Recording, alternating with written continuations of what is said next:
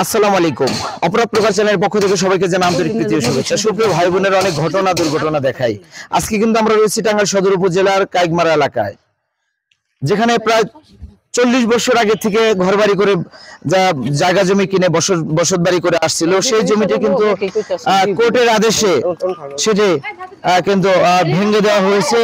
এখানে ঘর ছিল আর অন্যান্য যা ছিল, ওনাদের আসলে সরানোর মতো যে একটু সময় একটু সুযোগ দেওয়া, সেটাও কিন্তু কোর্ট থেকে দেয়নি। কারণ এই জমি যারা কোর্ট থেকে ডিগ্রি নিয়ে এসেছে তারা অনেক অনেক ধূর্তবাজ এবং অনেক অভিজ্ঞ ব্যক্তি, যারা এই অসহায় মানুষদেরকে তাদের ঘর ভেঙে কিংবা মালামাল একটু সরিয়ে একটু সময় দেওয়া, সেই সুযোগটি তারা দেয়নি। আজকের যে প্রতিবেদন, এই প্রতিবেদনের উদ্দেশ্য হলো যে কোর্টের আদেশ নিয়ে তারা তাদের জায়গা দখল বুঝে নিয়েছে ঢাকঢোল পিটিয়ে। আমরা কোর্টের আইনের প্রতি শ্রদ্ধা জানিয়ে আজকে যে বিষয় তাদের কাছে জানবো যে এই জমিটি যাদের কাছে কিনেছিল, যাদের কাছ থেকে তারা কিনেছিল, এই ক্ষতিটা তো যারা ক্রয় করেছে তাদের নয়, যাদের জমি ছিল এই ক্ষতিটা তাদের মেনে নিতে হবে। কারণ ওনাদের এই ক্ষতিপূরণটা দিবে যাদের কাছ থেকে জমিটা কিনেছিল। আচ্ছা, এই জমিটা আপনার কার কাছ থেকে কিনেছিলেন? সামাদ। সামাদের বাড়ি কোথায়?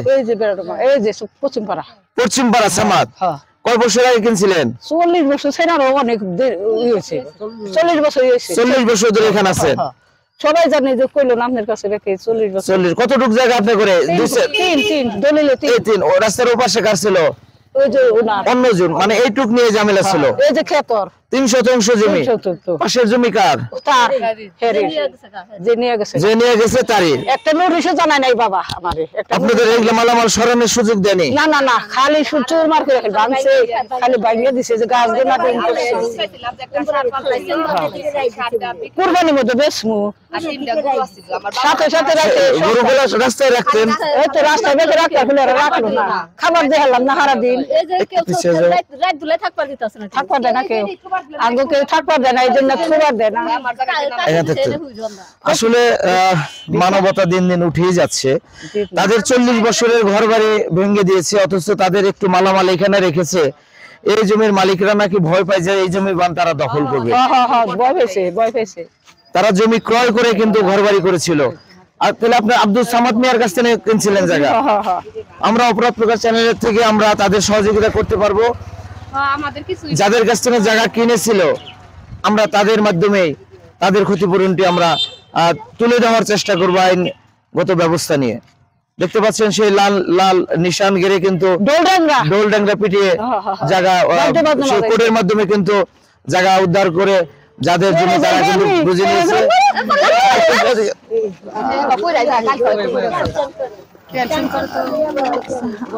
আসলে 40 বছরের ঘর বাড়ি, সেই 40 বছরের ঘর বাড়ি থেকে বিতাড়িত জমি কিনেছিল।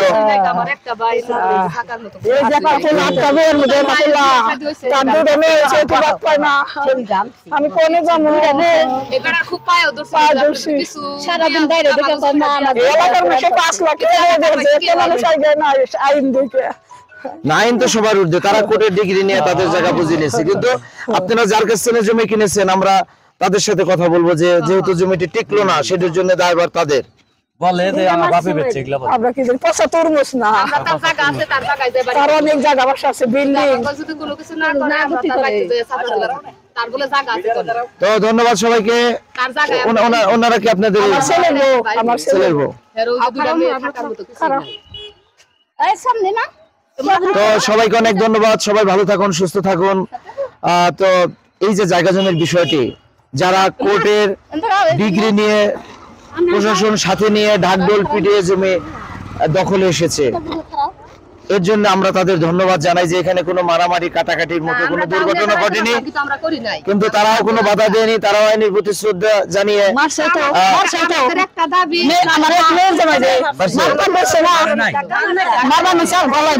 আইনের প্রতি শ্রদ্ধা জানিয়ে সেই আইনের লোক সাথে এসে জায়গা তাদের জায়গা তারা কোর্টের আদেশ অনুযায়ী ডিগ্রি অনুযায়ী বুঝে নিয়েছে। যাদের জমি নিয়ে ঝামেলা, আমি মনে করব যে আপনারা আইনের মাধ্যমেই সেই ব্যবস্থা নেবেন। এই যে হাসপাতালে গেলে দেখা যায় অনেক বৃদ্ধ মানুষের মাথা ফেটে গেছে, অমুকের হাত কেটে গেছে, মারামারি কাটাকাটি কোবাকুবি।